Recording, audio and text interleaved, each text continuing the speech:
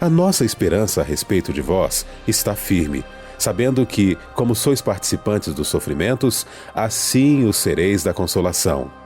2 Coríntios 1, 7. Tema da semana: o custo do discipulado. Estamos começando o nosso último estudo dessa temporada no Lições da Bíblia. Estamos aprendendo sobre o discipulado e eu tenho a certeza que crescemos no conhecimento e vamos terminar esse estudo com muito mais motivação para sermos discípulos e também para discipularmos as pessoas, ou seja, levarmos a mensagem de salvação. No programa de hoje, o preço de ser um discípulo de Jesus, a renúncia, as dificuldades, o sofrimento e como, diante de tantos obstáculos, diante de tantas dificuldades, nós podemos caminhar certos de que a recompensa valerá a pena. Nossos convidados de hoje retornam ao programa para fecharmos. Pastor Milton Andrade e Darleide Alves.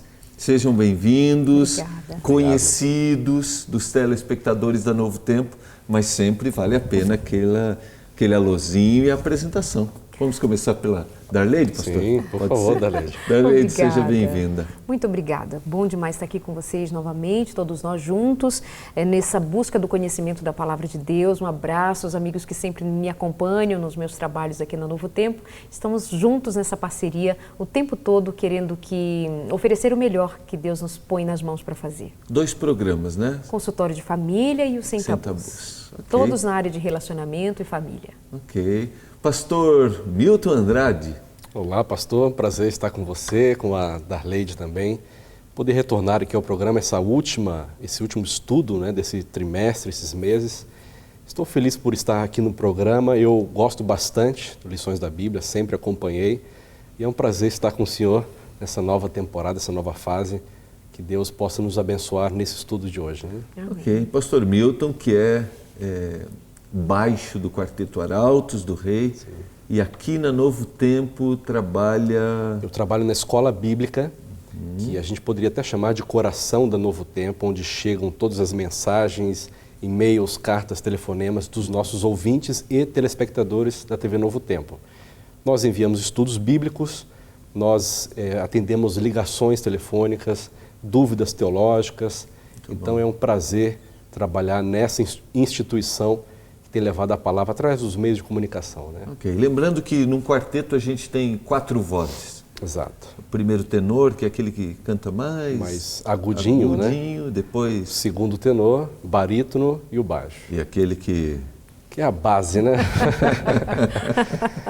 Tá bom, pastor. Nós vamos nesse momento suplicar a presença do Senhor. Vou pedir ao pastor Milton que faça uma prece a Deus para que o Espírito nos ilumine ao abrirmos a palavra. Okay. Por favor. Vamos orar. Obrigado, Senhor Deus, por essa oportunidade que nós temos agora de aprender aos Teus pés. Nós queremos ser discípulos, alunos Teus. Por favor, que Teu Santo Espírito ilumine a nossa mente, abra o nosso entendimento, dando-nos forças para praticarmos essas mensagens que veremos agora.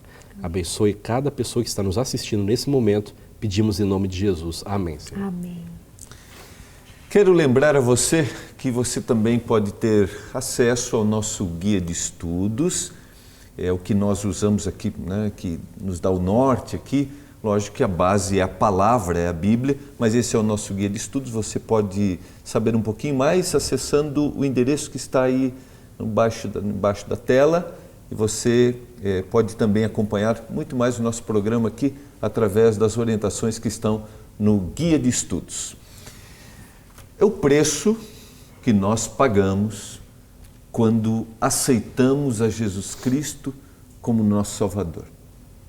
Aqueles que dizem que a vida cristã é uma vida com um mar de rosas a partir do momento que nós aceitamos, estão equivocados. Essa semana nós vemos isso claramente e eu queria que vocês nos ajudassem agora. O que envolve o discipulado? Especificamente as perdas. Tudo na vida tem um preço, né? Nada vem de graça, nada não vem por acaso. Quando fala em custo do discipulado, e em algum momento certamente nós vamos falar de sofrer, de abrir mão, de desprendimento. Eu me lembro que eu passei por alguma coisa semelhante, inclusive, quando eu aceitei o Evangelho. Eu sofri uma oposição muito forte, principalmente da minha mãe, enfim, pessoas da minha família que não entenderam. Foi um momento em que eu estava conhecendo a fé, eu precisaria ainda amadurecer enquanto cristianismo, agora de um jeito novo na minha vida, e eu fui confrontada. Então, um dos preços que nós pagamos é justamente o preço da contrariedade, porque o cristianismo, ele muitas vezes se manifesta na contramão daquilo que nós vimos no dia a dia, no comum da vida. É um dos preços, em algum momento mais eu vou falar sobre esse tema, porque ele me salta aos olhos. Um preço que se paga justamente quando você é chamado a andar no novo caminho, de um novo modelo de vida. Você está falando e não está no nosso guia de estudos, mas acho que vale a pena. Muitos quando aceitam, também criam algumas dificuldades, né? Sim. Lógico, a gente está tão encantado com aquilo que a gente recebeu, tão encantado com o conhecimento, que nós também criamos alguns obstáculos porque a gente quer fazer que todo mundo aceite, né? Todo mundo acredite nisso, né? Ainda por uma imaturidade, também, que é compreensível. Que é compreensível, né? Interessante, nós percebemos que Jesus falou que existem dois caminhos. Um é largo e o outro é estreito. O caminho do discipulado é um caminho estreito. E Jesus nos chama a caminharmos nessa direção. É um caminho de perdas, um caminho de solidão. Quem quer seguir a Jesus ficará sozinho muitas vezes. Nós andamos na contramão do mundo, somos a minoria em comparação com o mundo. Sim. Então nós precisamos saber, conhecer, se nós quisermos ser discípulos de Jesus, que nós passaremos por dificuldades. O interessante é que quanto maior a dificuldade, maior o prazer que Deus dará para você em ser um discípulo. Parece uma coisa assim paradoxal, né? Você sofre, mas ao mesmo tempo que sofre, você recebe uma alegria muito grande. Então, junto com a tristeza, com as privações, com as tribulações que passaremos e passamos, Jesus nos dá, à medida que sofremos, alegrias, né? Uma coisa interessante, que a palavra tribulação, ela vem de uma palavra latina que quer dizer tribulum. Tribulum era um instrumento pesado de madeira, né? Na ponta desse instrumento tinham pequenas partes de ferro e o tribulum era usado para bater em cima dos grãos de trigo, para separar palha e grão. A tribulação, em meio ao discipulado, à vida cristã, serve para isso. Você vai sofrer, mas eu quero separar, eu quero te purificar, tirar toda a sua palha, a sua escória, e eu quero que você se purifique para ser usado por mim. É isso que Deus fala para a gente. O texto, você citou os dois caminhos, e me veio à mente que o texto é Mateus capítulo 7, verso 13 e o 14, e o texto correlato é Lucas 13, 24. No texto de Lucas, diz que eu devo me esforçar por entrar pela porta estreita. Não é meritório, né? Salvação, não há nenhum mérito, eu a recebo, mas existe a minha escolha. Sim. E a palavra originalmente dá um sentido de agonia, de sentir uma dor, né? Que é o que acontece com o discípulo quando ele aceita o Senhor Jesus, ele vai sentir isso, né? Mas é extremamente necessário saber que o fato de nós passarmos pela provação que tem o seu peso na minha edificação enquanto alguém que escolheu andar pelo caminho estreito, e que significa dizer uma vida de abnegação em todos os aspectos, e que nós vamos aprendendo ao longo dessa caminhada, aprendendo de Jesus. Quando nós falamos de cristianismo nesses tempos modernos, nós também muitas vezes somos levados a entender que aceitar a Jesus e a viver no Evangelho é viver uma vida de muita realização de milagres, que as coisas se darão a seu tempo, do jeito que você espera, que você terá bens, que você terá saúde, riqueza, prosperidade, enfim. E muitas vezes nós somos contrariados porque, na verdade, isso não acontece assim. E Jesus, então, ele nunca nos enganou, ele disse: eu não disse para vocês que vocês teriam paz o tempo todo, vocês passarão por aflições. E um dos textos escolhidos para o estudo dessa lição, que está em 2 Coríntios 1, 7, ele justamente traz o porquê, muitas vezes, essa tribulação me é tão significativa. Diz: a nossa esperança a respeito de vós está firme, sabendo que como sois participantes dos sofrimentos, assim o sereis da consolação. Se Jesus é o meu mestre, eu sou discípula, então eu preciso participar da vida de Jesus em todos os sentidos, não somente na glória, mas do sofrimento pelo qual Jesus passou por mim. Então não, Senhor, eu te aceito até certo ponto. À medida em que eu começo a sofrer por causa do Evangelho, então eu desconfio de que esse não foi a minha melhor escolha, o cristianismo. Então nós somos chamados a passar pelas mesmas dores que Jesus passou, para também recebermos a glória. O caminho não é fácil, a chegada vale a pena e a promessa de que Ele estará Caminha conosco. conosco. Exatamente, isso é confortador. Nós temos alguns textos que o nosso guia citou que são às vezes difíceis de entender. Eu não vim trazer paz. Se você ama mais o seu pai e a sua mãe do que a mim, você não é digno. Então, nós temos alguns textos difíceis de entender. Como eu aceito e agora o Senhor me coloca essas realidades. Como deve ser entendido por aquele que é um discípulo de Jesus? Interessante, pastor, que esses versos, quando Deus diz assim, olha, vocês precisam amar mais a mim do que ao seu próprio pai ou a sua mãe. Isso aqui, na verdade, é a essência da vida religiosa, da vida cristã. Jesus falou assim, o primeiro mandamento é amar a Deus acima de todas as coisas. E o primeiro mandamento da lei, dos 10 mandamentos, diz que nós não devemos ter outros deuses diante de mim. Ninguém da família, nenhum filho, nenhum pai ou mãe, nós podemos colocar acima de Deus. E quando Jesus falou assim, olha, você precisa amar a um e odiar a outro, o guia de estudos comentou isso aqui, não quer dizer que você tem que odiar aos seus pais ou familiares. Mas o que Jesus quer dizer é o seguinte, você precisa amar mais a Deus, mais a mim, do que a todos os outros. Então nós precisamos rever quais são as nossas prioridades na nossa vida. E quando a gente fala em prioridade, a gente fala em tempo. Quanto tempo que eu gasto com Deus? Será que Ele tem sido verdadeiramente o meu professor e eu sou discípulo dele? Eu estou me assentando aos pés dele, assim como Maria fazia, né? Marta corria atrás de tantas coisas, Maria escolheu a melhor parte, se assentando aos pés de Jesus. Precisamos rever as prioridades. Não está fazendo com que a gente deixe de ter ligações afetivas. Exato. Deixe de amar. A questão aqui é em que pé que está, né? Quem é o mais importante? O que você renuncia pelo Evangelho? Quem você renuncia? Não, Senhor, mas olha, eu preciso enterrar o meu pai. No outro momento, alguém disse para ele, um que se candidatou a discípulo, e o Senhor diz assim, olha, deixa que os mortos enterrem os mortos, é para seguir comigo agora. Há outras implicações? Sim, mas o que o Senhor o tempo inteiro está dizendo para nós, o jovem rico que aparece e diz, Senhor, eu te amo, devolvo o dízimo, eu sou cumpridor dos deveres, ele diz, vai dar tudo que tem aos pobres. O que Jesus estava dizendo? Eu quero você por inteiro.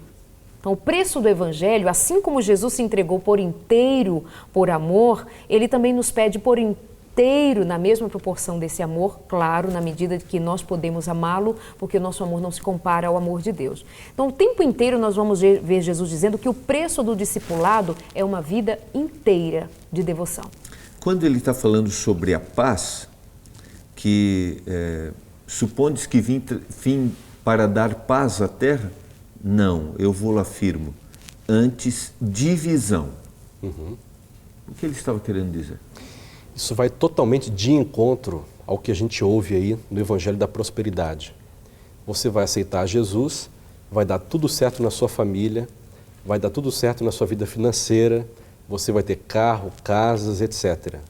Jesus falou ao contrário disso. Eu vim trazer espada, eu vim trazer divisão, um lado para cá, um lado para cá, para o outro lado.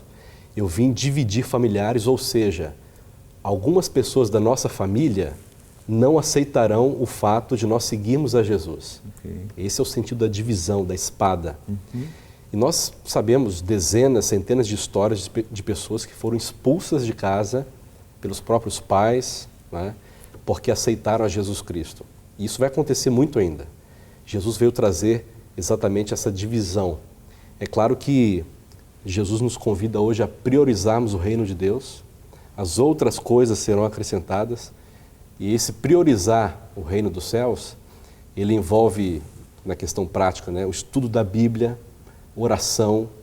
Se eu não passo 1 hora, pelo menos, estudando a palavra aos pés de Jesus, alguma coisa está errada na minha prioridade, porque eu passo horas com minha família e não passo nenhuma hora com Jesus. Então precisamos rever. Eu só queria sublinhar uma coisa que eu creio que é importante. Eu busco harmonia, eu busco a paz.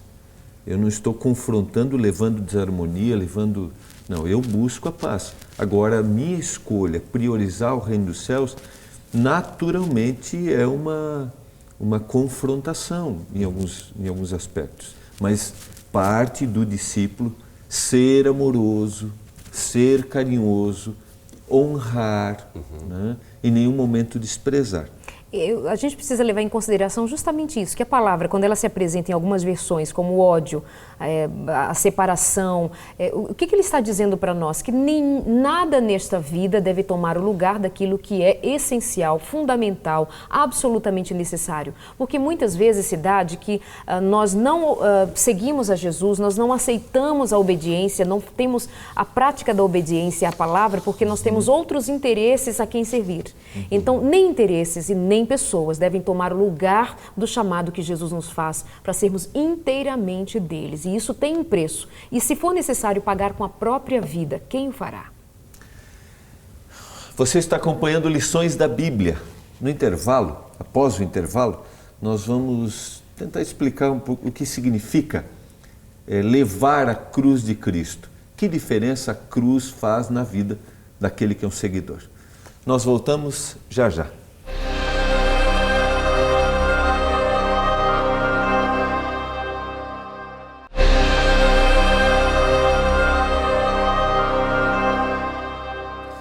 Você está acompanhando Lições da Bíblia. Hoje, nesse programa, estamos entendendo o que significa ser um discípulo quando nós nos referimos às perdas, às dificuldades, aquilo que nós temos que renunciar. E como cristãos, como discípulos, podemos continuar firmes na caminhada. Quando a gente foi para o intervalo, eu coloquei a pergunta: o que significa levar a cruz de Cristo na caminhada cristã? Eu acho interessante, pastor, lemos o verso Lucas 14, 27, a Bíblia diz assim: e qualquer que não tomar a sua cruz e vier após mim, não pode ser meu discípulo. Interessante que antes da cruz de Jesus morrer, ele já falava sobre ela e ele falou para nós isso. Você quer ser meu discípulo? Existe uma cruz a ser levada. Existe um reformador, Lutero, ele dizia que os cristãos devem ser ou são pequenos cristos, devem ser como Jesus, imitar o exemplo de Jesus, seguir os passos dele. E um desses passos é levar, assim como Cristo levou, a sua própria cruz. Que cruz é essa? Perseguições, privações, solidão, angústias, sofrimentos. Não é? Nós precisamos, além disso tudo, eu acho que a maior dessas características você precisa negar a si mesmo, abandonar o seu eu, humilhar-se. Acho que a cruz aqui tem esse sentido. Mas Jesus quis dizer assim: você precisa negar todas as suas vontades pecaminosas, seus desejos pecaminosos, e você precisa entregá-los a mim e deixar que eu governe a sua vida. Essa é a cruz que a gente precisa tomar. Quando a gente olha para a palavra de Deus, a revelação de Deus, nós percebemos que o nosso maior inimigo somos nós mesmos. Existe essa batalha contra o eu. Então, a cruz que eu levo, que eu preciso levar, é a vitória sobre o meu eu, com o Espírito Santo nos ajudando nessa batalha. Né? Que é a cruz da submissão, né? A cruz de submeter-se a uma vontade que não é a sua, que é a coisa mais difícil para o cristão. É deixar de fazer, para qualquer um de nós, é deixar as suas próprias vontades para fazer a vontade de Deus. Porque eu não consigo ficar do mesmo jeito. Não é possível. Não é que eu não consigo, eu não devo ficar do mesmo jeito, não posso ficar do mesmo jeito, né? E não é possível. Depois que você se aproxima do Evangelho, você não consegue sair dele do mesmo jeito que era antes. E Jesus, hoje um modelo que nós temos de cristianismo é um modelo, deixa a vida me levar assim. Basta minha graça, a graça faz tudo por mim e eu não tenho nenhum compromisso, nenhum envolvimento com esse chamado. Eu simplesmente aceito e disse, olha, que coisa boa ser cristão, sem me dar conta de que eu tenho uma caminhada que vai exigir de mim um esforço, um passo após o outro, crescendo na graça e por ela sendo transformada.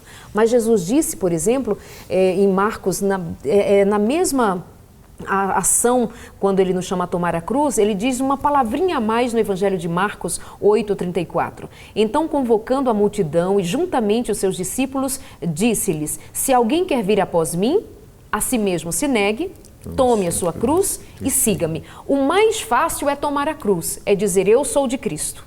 É tomar a cruz no sentido de assumi-la como um símbolo da minha fé. Eu creio no Cristo que morreu por mim, Jesus Salvador, etc. Mas quando eu digo Jesus é o teu Senhor, além de Salvador é o teu Senhor, e Ele te pede submissão, aí eu digo assim, vamos conversar de novo? Não tem um outro evangelho mais fácil? Eu preciso então, sim, você precisa negar-se a si. Porque eu particularmente costumo dizer assim, Jesus não veio para comer a comida que ele merecia ou que nem ele quis. Ele não veio vestir o que ele queria ou o que ele escolheu. Ele veio viver uma vida de total abnegação, em submissão à vontade do Pai. Assim se faz na vida do discípulo. A salvação é um dom, nós recebemos. O Senhor, a graça o Senhor nos oferece, mas há uma mudança de comportamento naquele que recebe. O salvo vive diferente. O salvo, e não é um salvo que hoje ele está 100% santo porque ele consegue, alguém apertou um botão, clicou uma tecla e ele se transformou. É um processo, é uma caminhada, mas eu não posso simplesmente, olha, segunda-feira, hoje eu sou cristão e está tudo certo. Não, a minha vida passa por uma transformação e o negar-se conscientemente faz parte disso. Há uma mudança no comportamento. Isso não é meritório, acho que a gente tem que, né? Eu agora começo a buscar, eu começo a ter... Uma resposta à graça. Né? Exatamente. Mas é um processo sobrenatural que o Espírito vai realizando em mim. Mas há uma mudança de comportamento. E precisa ser eu entendo que há alguma coisa também consciente. Quando a palavra diz assim, esforçai-vos, eu tenho essa minha entrega, é alguma coisa consciente. Quando Paulo vai dizer assim, não vos conformeis com este mundo, mas transformai-vos, ele diz, olha, preste atenção, você precisa passar por um novo modelo de viver a sua vida cristã. Então, tem a minha participação nisso, porque a graça me alcançou e ela me faz viver e andar em novidade de vida. A vida cristã não é sentimento, há um aspecto racional aqui envolvido. Exatamente. Talvez aí seja... Aí nós encontramos no Guia de Estudos, acho que a gente pode ampliar um pouquinho, alguns textos muito interessantes sobre a necessidade que o discípulo tem de ter uma vida disciplinada. Eu vou ler a frase aqui. O custo do discipulado envolve disciplina. Cada impulso, imaginação, ambição e desejo devem ser submetidos a Cristo. Sim. O Guia de Estudos colocou 2 versos aqui, pastor, de Paulo, 1 Coríntios 9, Hebreus 12, onde Paulo compara a nossa vida cristã a uma corrida. Os atletas, quando vão participar dos Jogos Olímpicos, eles se preparam, eles usam roupas adequadas, se alimentam da maneira correta. Esse é o preparo, a disciplina que nós também, como corredores da corrida da vida cristã, precisamos ter, precisamos do domínio próprio. Né? E Jesus nos convida a nós morrermos, renunciarmos o eu. O chamado ao discipulado é um chamado para morrer para si. A Darleide citou um texto de Romanos que eu gosto muito, Romanos 12, 1 e 2. Romanos está dividido em 2 partes ou sessões. Né? A primeira sessão termina no início do capítulo 12. Do capítulo 1 ao 12, Paulo fala sobre questões teóricas e teológicas. A partir do 12, verso 1, Paulo começa a sessão prática da carta aos Romanos. E ele diz: rogo-vos, pois, irmãos, pelas misericórdias de Deus, que apresentei os vossos corpos como sacrifício vivo ao Senhor. Essa expressão sacrifício vivo é fantástica. Na verdade, é uma figura de linguagem, né? Um oxímoro. Sacrifício vivo. Não existe sacrifício vivo. Você pega um animal e mata. Mas o convite desesperado de Paulo e de Deus para nós é que nós sejamos mortos vivos, ou seja, morto para o eu, para si, para os próprios desejos e vivo para o Senhor. Então Deus nos convida hoje a sermos discípulos, ou seja, mortos para si, para vivermos para o Senhor. Aí as pessoas verão Jesus em nós, porque a gente está concorrendo com Jesus, né? Ou eu apareço, ou Jesus fica de fora. E ele revela a sua natureza. Sim. A gente tem verso, por exemplo, capítulo 7, ele revela, né? Aquilo que eu quero fazer, isso eu não consigo fazer. Né? E o que eu não quero, isso eu acabo fazendo. Então ele revela bem exatamente isso, a angústia agora, como proceder. Um aspecto importante também é saber que quando nós estamos falando de disciplina cristã em tempos pós-modernos ou pós-modernos, como alguns já o chamam, nós estamos falando de negação, que parece contraditório com todo o relativismo no qual nós já estamos inseridos. Nós somos levados ainda à ideia do legalismo. Quando nós falamos em disciplina, quando nós falamos que a vida cristã tem regras, tem meios, tem uma caminhada passo após o outro na direção de ser imitador de Jesus, alguém vai dizer, mas isso é legalismo. Ué, o evangelho não passa pela comida? Passa. O evangelho não passa pela roupa? Passa. O evangelho não passa pela palavra, pelo que vê, pelo que ouve? Passa. Porque o evangelho passa por todas as áreas da vida humana, passa.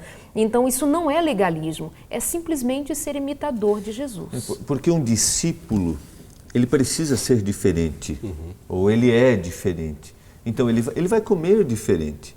Ele não está buscando mérito nisso, como nós mencionamos. Mas ele vai comer diferente, ele vai beber diferente, ele vai frequentar lugares que são diferentes, que todo mundo frequenta, mas eu não vou a esse lugar. Ele vai se comportar de forma diferente, ele vai falar diferente. Não porque ele esteja buscando, acho que aí é a questão que você colocou. É que ele tem um modelo diferente. A modelagem do cristão é outra. Jesus mesmo diz assim, vocês estão neste mundo, mas vocês não são daqui. Então o cristão, enquanto nós estivermos nos adaptando a esse modo relativista de viver, nós não vamos entender muito bem de que cruz Jesus está falando. É a cruz da negação de si mesmo, sim, que é, eu repito, a coisa mais difícil de se fazer. Você vai me exortar com relação a um determinado comportamento e eu vou refutar a tua ideia. Por quê? Não é porque você não tenha razão, é porque eu não quero admitir que eu estou errada. E você colocou um aspecto interessante num comentário anterior. Eu tenho consciência do que eu devo fazer, porque eu também tenho consciência das minhas limitações. Eu me rendo, o pastor Milton citou isso, eu me rendo, eu tenho uma vida de contato com o Senhor, eu busco o Senhor, e o Espírito Santo vai dizendo, olha, Gilmar, você precisa mudar isso, você precisa mudar aquilo. E aí entra a vida disciplinada. Todos os dias, pastor, a gente precisa ajoelhar e orar, Senhor, eu preciso vencer a mim mesmo, meu próprio eu. Em Jeremias 17:9 fala, enganoso é o coração do homem. A palavra enganoso tem a mesma raiz do nome Jacó. Né? Jacó é enganador, enganoso. Nós temos um Jacózinho dentro do peito, que está toda hora puxando o nosso calcanhar, que sou eu mesmo. Preciso vencer isso aqui. E eu só venço com uma disciplina que vem do céu, para me vencer a mim mesmo. Né? Então, Jesus quer fazer isso conosco para sermos verdadeiros discípulos. Eu gostei porque cada impulso, imaginação, aí me vem uma frase que a gente estudou em alguma lição há alguns meses. Nós não podemos impedir que os passarinhos... É uma frase de Lutero, eu creio. Impedir que os passarinhos voem sobre a nossa cabeça. Mas nós podemos impedir que eles façam ninhos na nossa cabeça. Então, cada impulso, imaginação, ambição, desejo, devem ser submetidos a Cristo, a cruz que vai aí gerar esse processo de mudança dentro de mim. Desafiador, né? Absolutamente desafiador. Eu percebo que o tempo inteiro o cuidado, inclusive o seu cuidado como mediador aqui da conversa, é deixar isso muito claro, porque de fato tem que ficar. A gente não pode confundir que as nossas obras promovem a nossa salvação, mas porque somos salvos, eu preciso dar resposta a essa salvação que eu ganhei como oferta voluntária de uma vida que dê um nome digno a quem é digno, Jesus Cristo. E talvez você esteja nos assistindo nesse momento e tenha seus desafios, tenha suas ambições para colocar diante do Senhor, seus impulsos, sua imaginação. Talvez você tenha caído algumas vezes, não desista. O apóstolo Paulo, né, citando essa luta entre a sua vontade, o que queria e o que não queria, ele diz: quem me livrará do corpo dessa morte? A esperança em Jesus Cristo. Nós vamos para o intervalo e voltamos já.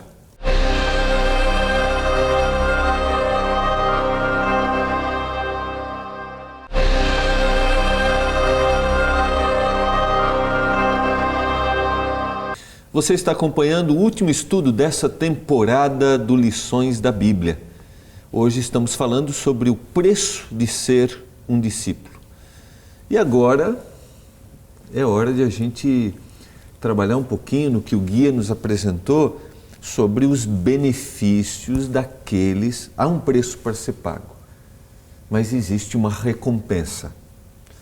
Diante do imediatismo deste mundo, como nós podemos nos enchermos de esperança? Num tempo em que hoje os benefícios vêm antes do preço, né? Hoje a gente usufrui dos benefícios para depois pagar. O Evangelho nos chama para andar na contrariedade dessa prática. Ele diz para a gente pagar e depois usufruir de algo muito maior do que o agora.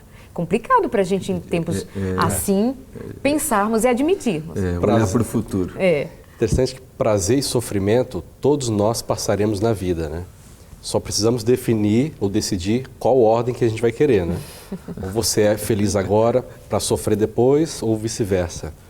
Eu prefiro sofrer por Cristo e junto com o sofrimento vem um prazer que ninguém conhece, só quem passa que sabe. O consolo, a paz que o mundo não dá. Exatamente, a paz, nós em algum programa trabalhamos isso, a paz que excede a todo entendimento. Exatamente. Como um indivíduo na dificuldade pode ter paz. E Jesus mencionou, quem tem o Filho tem a vida. Se você tem a Jesus hoje e escolheu segui-lo, você já possui a vida eterna. Você pode até morrer, mas como um piscar de olhos você vai acordar, ou seja, ressuscitar e verá Jesus voltando. Então vale a pena ser um discípulo, porque as glórias, a gente não consegue imaginar o que Deus preparou para a gente. Em algum momento da conversa anterior, você trouxe à tona a aplicação que Paulo fazia da vida cristã e a prática do esporte, da corrida feita pelos seus concidadãos. Pergunta para um atleta o que ele passa até subir no pódio. Pergunta para um atleta a comida, a bebida, os prazeres, as saídas, os finais de semana, tudo que ele sacrificou por aquela vitória. No final das contas, ele pega aquele troféu e ele vive a glória de uma vitória que foi paga com muito sacrifício. Essa comparação é extremamente necessária para que nós compreendamos que quando nós estamos falando de negação, etc., alguém que está ali meio que desconfiado dessa vida cristã deve estar dizendo, eu que não quero isso para mim, só dor e sofrimento. Não, a gente está falando para você e nós estamos aprendendo, nenhum expert aqui em salvação.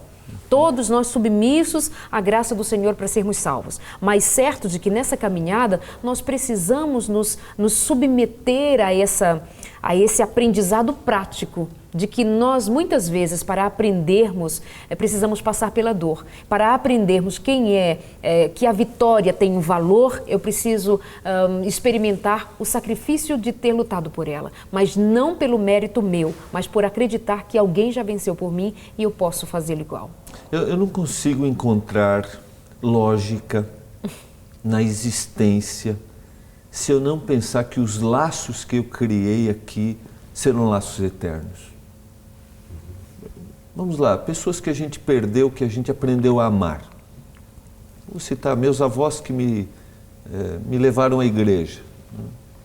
Então, descansam, dormem o sono da morte. Se eu não pensar que os laços que um dia eu criei, né, serão laços eternos, onde está a lógica da existência? E Deus preparou a vida eterna para todas as pessoas, aqueles que aceitarem a Jesus e aceitarem o preço do discipulado. E quando nós estivermos no céu pela graça de Deus e nós olharmos para trás, todo o sofrimento que a gente passou vai ter qual valor, né? Vai ser uma mera lembrança. Não tem comparação o sofrimento daqui como discípulo com o eterno peso de glória que nós teremos no céu. Então nós precisamos, assim como Paulo, Pedro, todos os personagens da palavra que seguiram a Jesus, olhar com os olhos da fé para o invisível.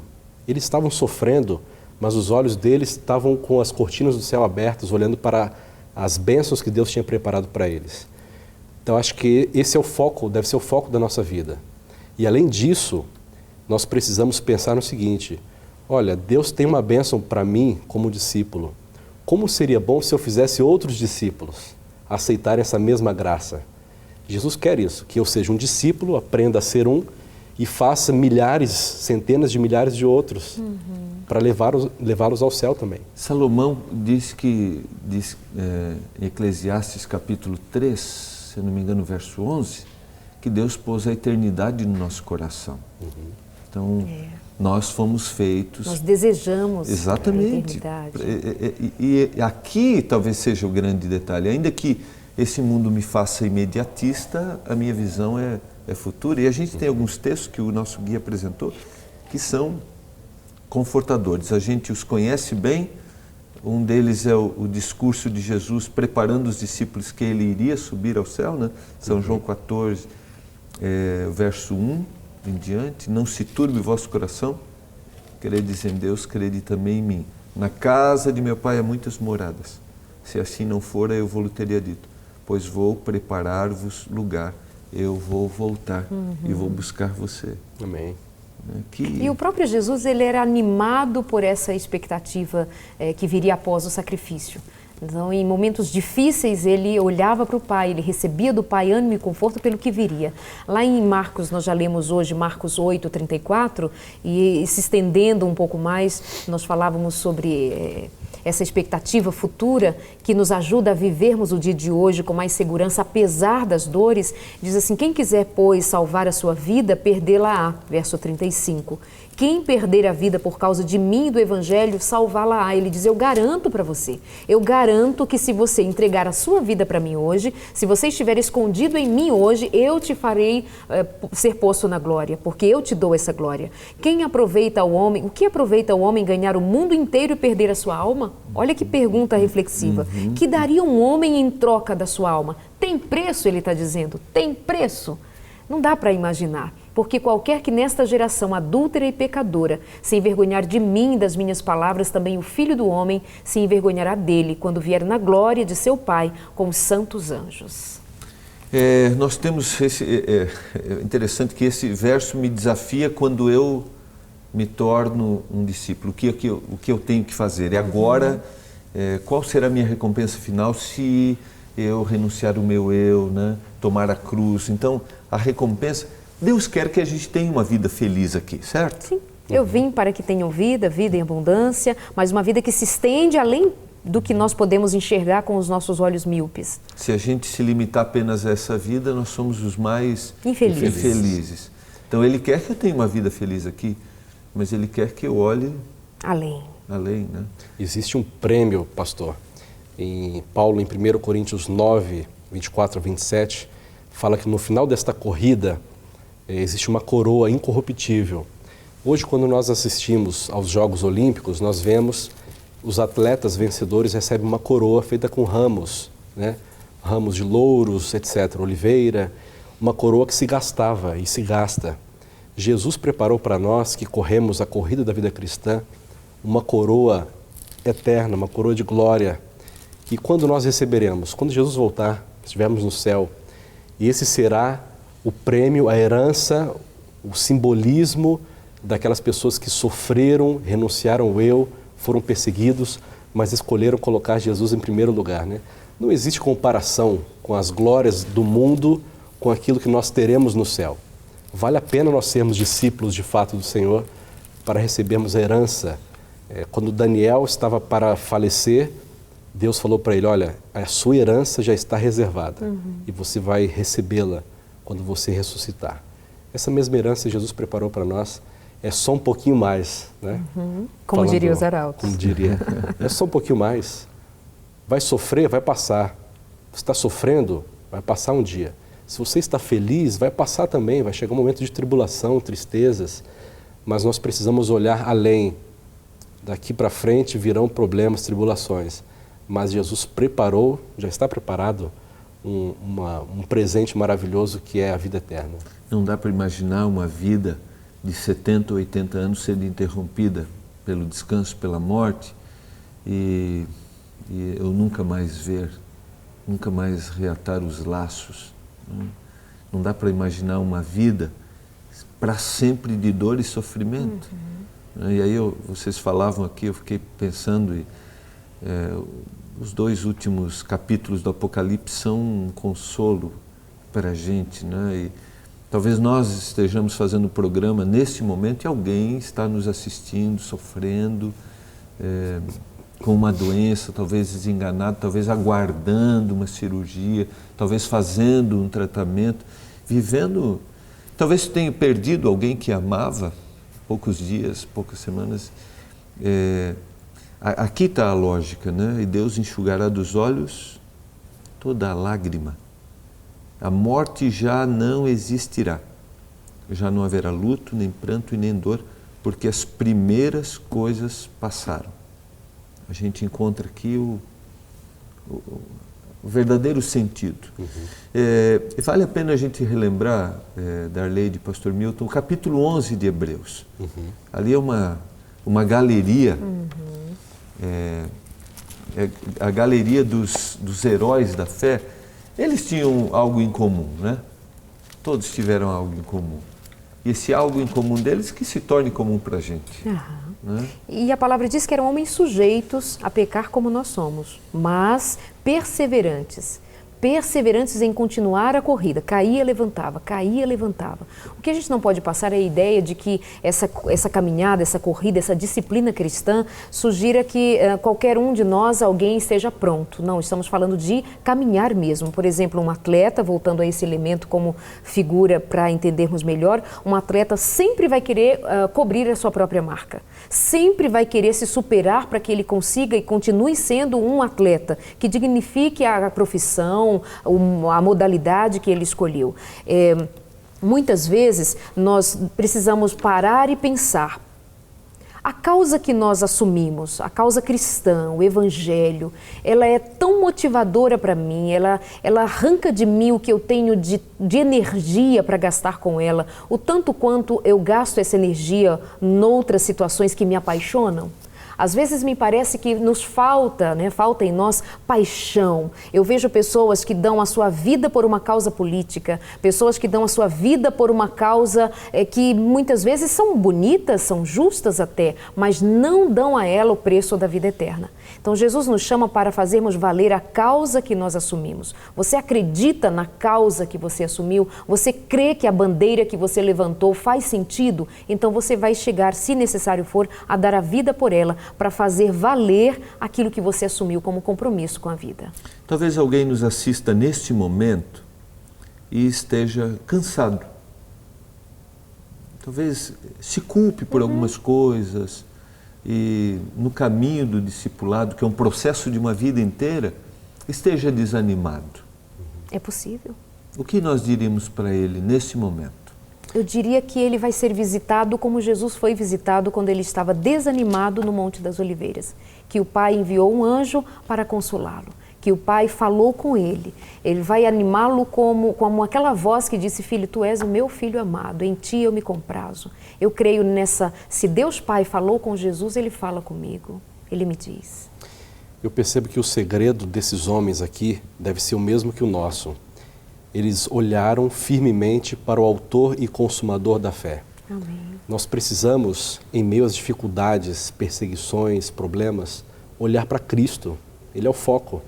É como se eu estivesse numa corrida e visando o prêmio. Jesus é meu prêmio. Eu preciso olhar firmemente para Ele. Ele é o autor e consumador, o princípio e o fim da minha vida. Se eu estou sofrendo, Ele vai me sustentar, né? Eu preciso olhar para Ele. Eu acho que esse é o segredo em meio à nossa vida, à nossa corrida, dificuldades e alegrias aqui nessa terra. Talvez alguém nos assista nesse momento e tenha perdido uma pessoa que amou, esteja pela primeira vez ouvindo sobre céu, sobre ressurreição, sobre o reencontro com os queridos. O que nós diríamos para essa pessoa?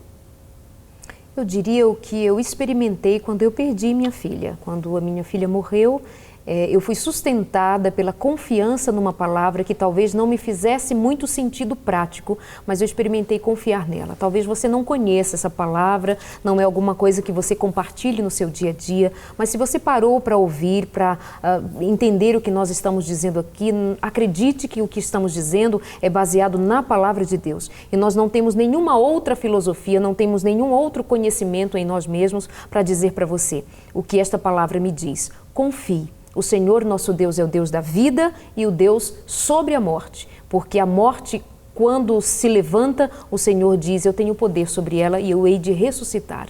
Então, está cansado, está sofrido, está abatido, desanimado para todos os momentos da vida e todos os cristãos passam por isso. Elias, meu Deus, depois de uma grande batalha, Elias se enfurna numa caverna. Vai o Senhor e diz, Elias, sai daí. Nós vamos ver em tantos momentos, nós vamos ver Moisés, o homem mais manso da terra, depois de ter cometido um grave mal, ele foge para o deserto. Quem foi atrás dele? Deus. Então o Senhor está o tempo inteiro nos chamando e nos animando, na hora da morte, na hora do desemprego, na hora do cansaço, da frustração, da perseguição, da traição, tudo Jesus viveu e para todos os momentos ele tem um bálsamo. Que essas palavras sejam um consolo para você. Nós passamos uma temporada juntos, foi um privilégio. Eu quero agradecer aqui de coração aos convidados que me ajudaram também nessa primeira temporada. Quero agradecer ao Tiago Chapolin pelas orientações, eu espero que tenha sido um bom aluno. Eu quero agradecer a você que esteve com a gente, mas acima de tudo a Deus que um dia nos deixou a sua palavra. E a grande pergunta hoje é, o que nós faremos com tudo que aprendemos? Vamos ser verdadeiramente um discípulo de Jesus? Vamos testemunhar daquele que é o nosso mestre? Eu espero que a gente tenha contribuído para o seu crescimento espiritual. E você que nos acompanhou, que talvez não tenha nenhuma comunidade religiosa, abra o seu coração e descubra o que Deus pode fazer por você. Eu quero orar neste momento, agradecendo pelo programa de hoje e também por esses 13 momentos que nós estivemos juntos no Lições da Bíblia. Oremos. Querido Deus, obrigado porque o Senhor nos deixou a palavra. Amém. Obrigado pelas orientações. Obrigado porque o Senhor nos chama a todos, não importa que classe, que cor, a todos para sermos discípulos. E nós nos rendemos ao Senhor nesse momento. Que a bênção do Senhor esteja sobre cada um dos nossos telespectadores. Que, como a Darleide mencionou, que o Senhor os visite. Amém. Dentro da necessidade que eles têm. Amém. Em nome de Jesus. Amém. Amém. Amém. Obrigado, pastor Milton. Obrigado, Darleide. Obrigada. Um abraço para você. Nós nos encontraremos no próximo Lições da Bíblia. Que Deus abençoe você e sua família. E não esqueça, e conhecereis a verdade, e a verdade vos libertará.